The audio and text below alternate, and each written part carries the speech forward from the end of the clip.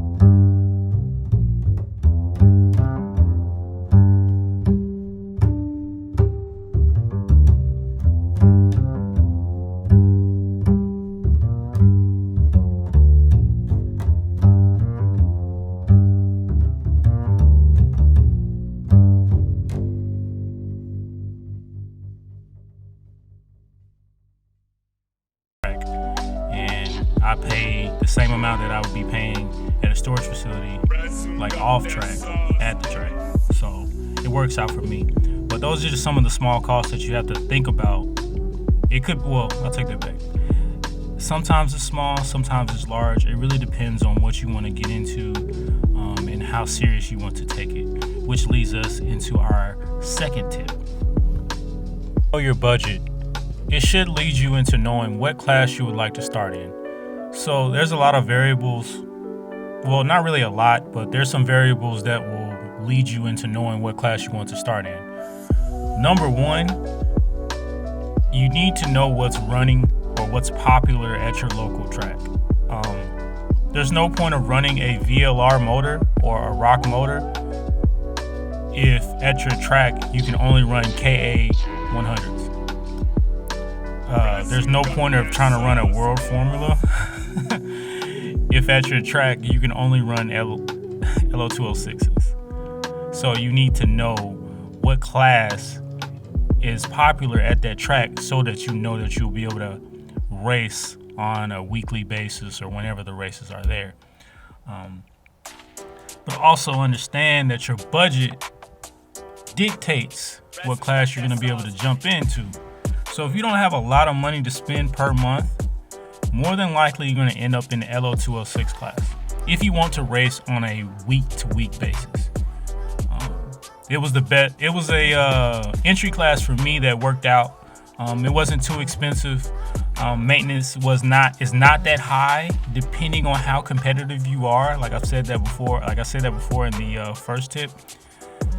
Depending on how competitive you are, you'll know how much you will be spending. Like some people in the 206 class, they don't take it as serious, so they don't they don't take care of their cart as much as somebody that's taking it as serious as somebody such as me or some of the people that win on a weekly basis do. When I first jumped into 206 class, they told me one set of tires should last you a whole year. I went through 3 sets of tires last season. 3 sets.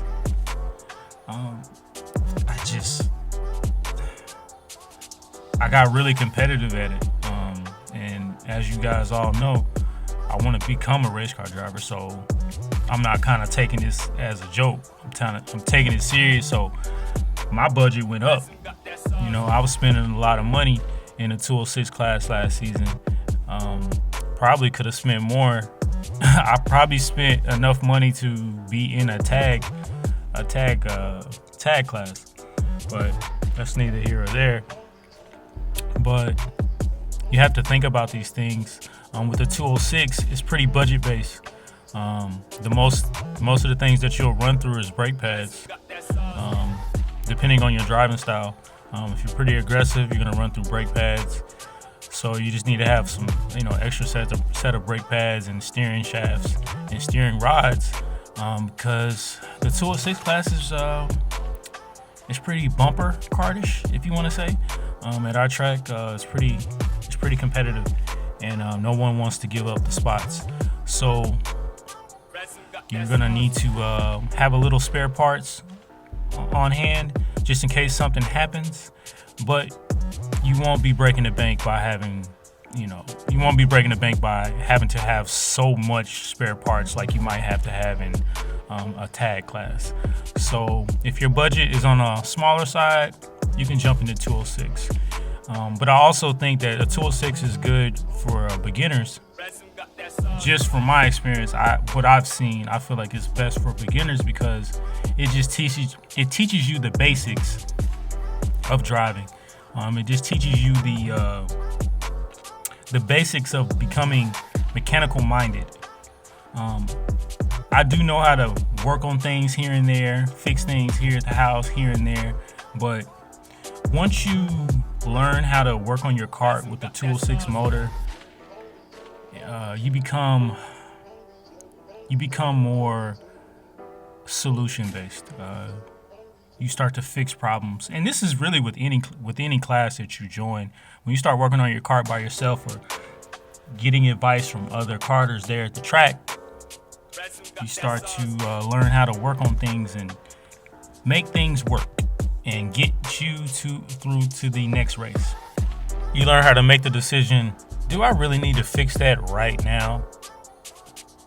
And yeah, that's the 206 class, or really just any class will teach you that. But your budget's gonna dictate what class you would like to start in, but also what's gonna choose what class you will start in is the amounts of races that are offered to those classes at your local track. Because the truth of the matter is, if you have a low budget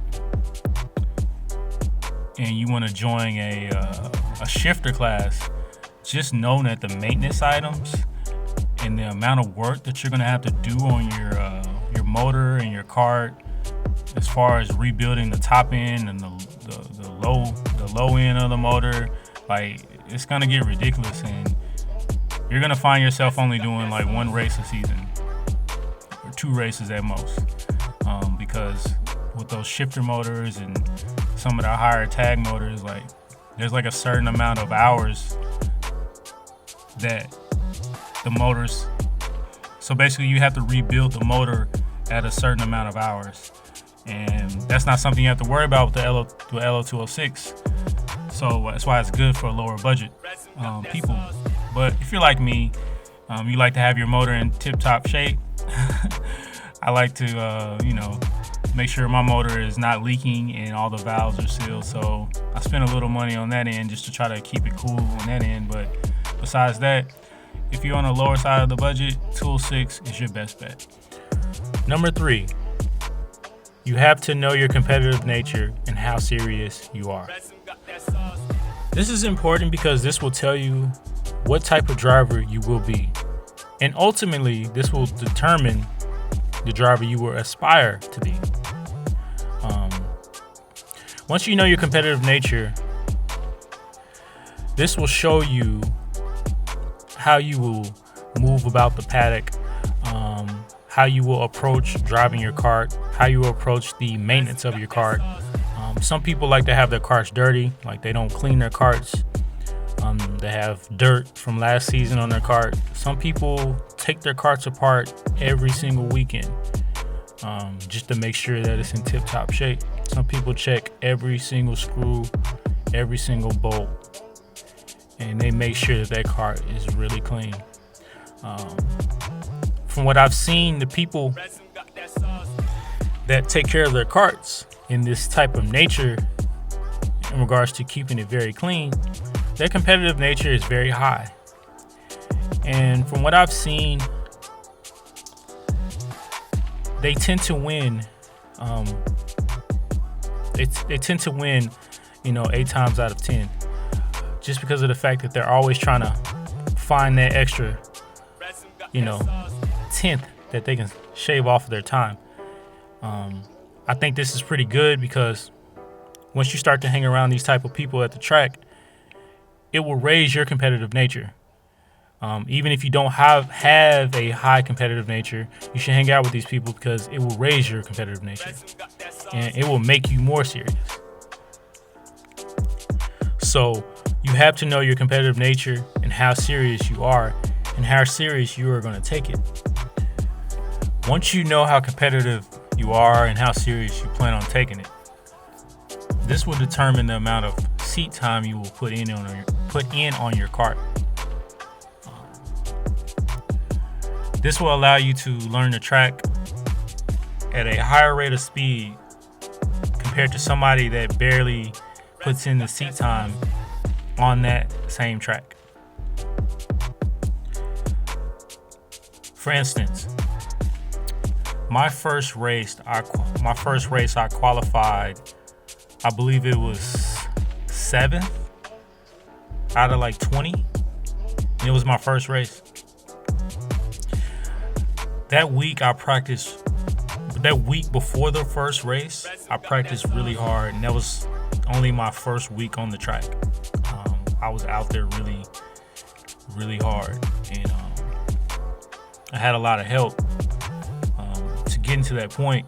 But with that being said, I know that my competitive nature and how serious I was and still am about racing propelled me to have a good qualifying on my first race, and I was pretty proud of myself. Mind you, I did wreck out in the pre-final. I bent a steering shaft and steering rods on my first race, so I had to do some turbo work, and I fixed that, and I think I finished on my first race. I finished either 11th or 10th, but I started off in like 18th place, so that was pretty good for my first race, and I was pretty proud of myself for that. But I do know that I would not have gotten that high of a finishing position, if I did not know my competitive nature and how serious I was about it. So I say all that to say that you have to know your competitive nature and how serious you are, because once you know that will dictate how serious you would take it and what you're willing to do in order to be a top 5 driver. Make a karting friend or become aware of karting repair resources. This is very important.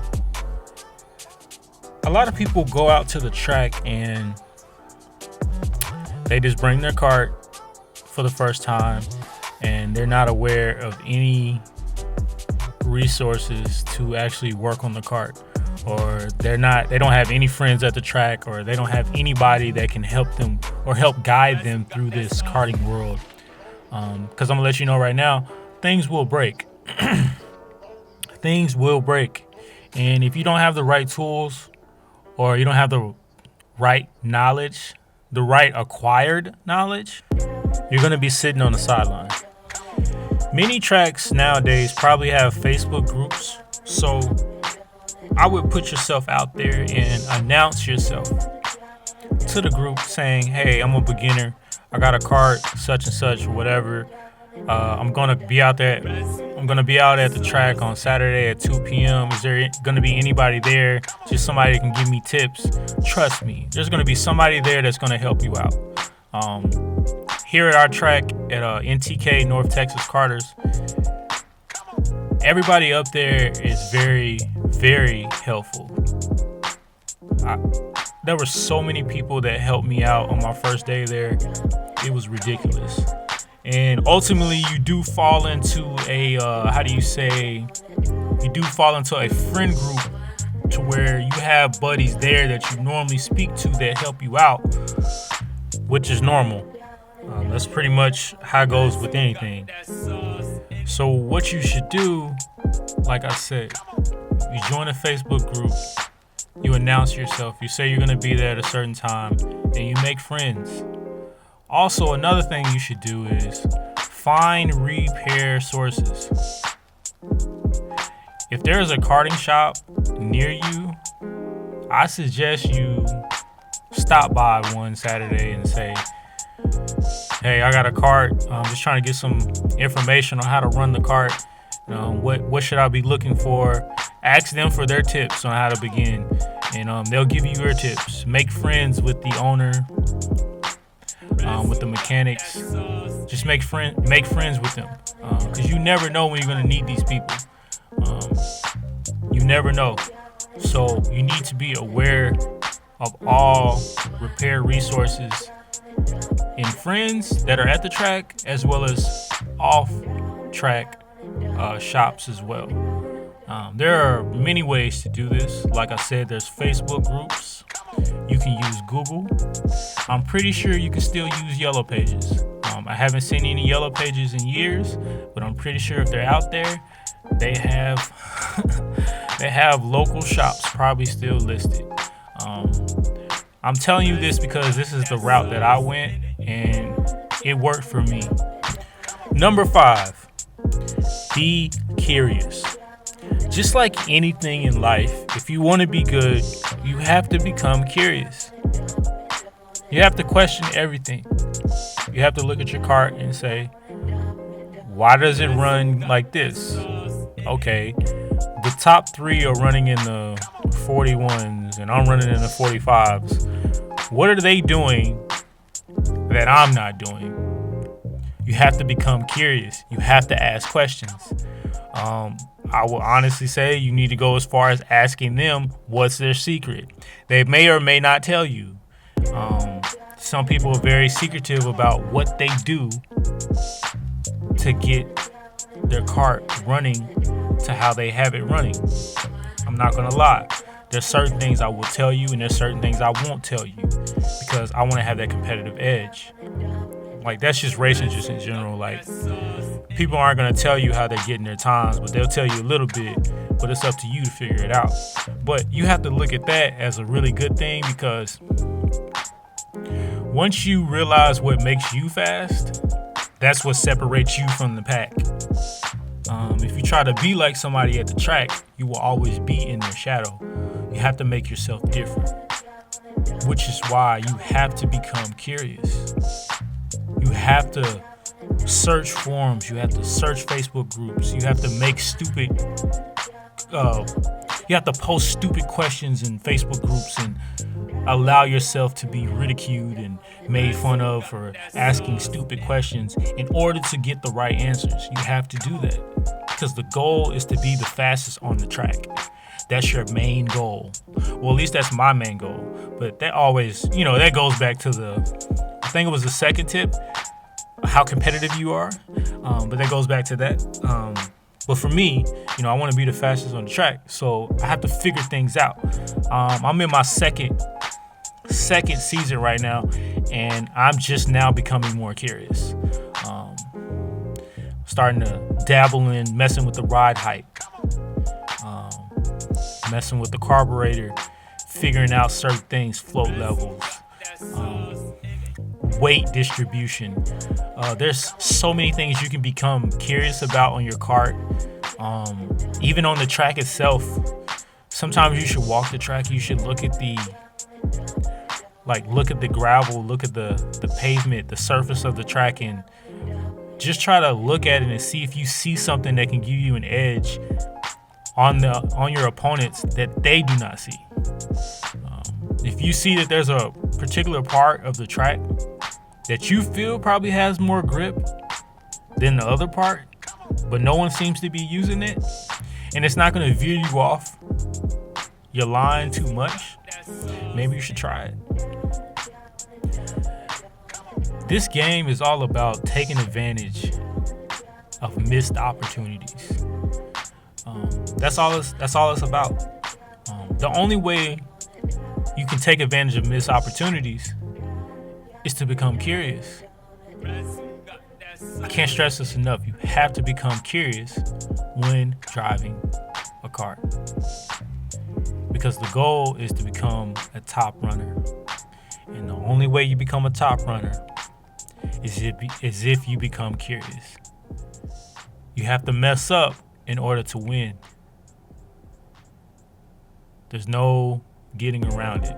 You have to become curious and play around with things in order to find that competitive edge that only you will possess. I want to thank you guys for taking the time to listen to my video today. One thing I want you guys to realize is that this is my opinion. This is just from my experience from being a rookie in the karting world. This is what I would have told myself prior to jumping into the karting world. So understand, this is not the blueprint, of course.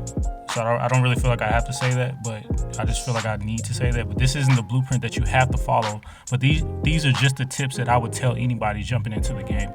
So I hope these tips really help you out so that you can add joy to your life and have fun in the fun sport of karting. Like I said, I do appreciate you joining me today and taking the time to watch my video and listen to my tips from my point of view. If you haven't already done before, please like and subscribe and hit that notification bell so that you know when I'm going live or when I'm uploading a video, so you can stay in the loop of what is going on in my life. If you haven't done already before, like I said in the beginning of the video, please head over to my merch store and see what t-shirts and hoodies that I have available that you would actually like and make a purchase. So until the next time I see you guys, stay safe, and as always, I do appreciate your support.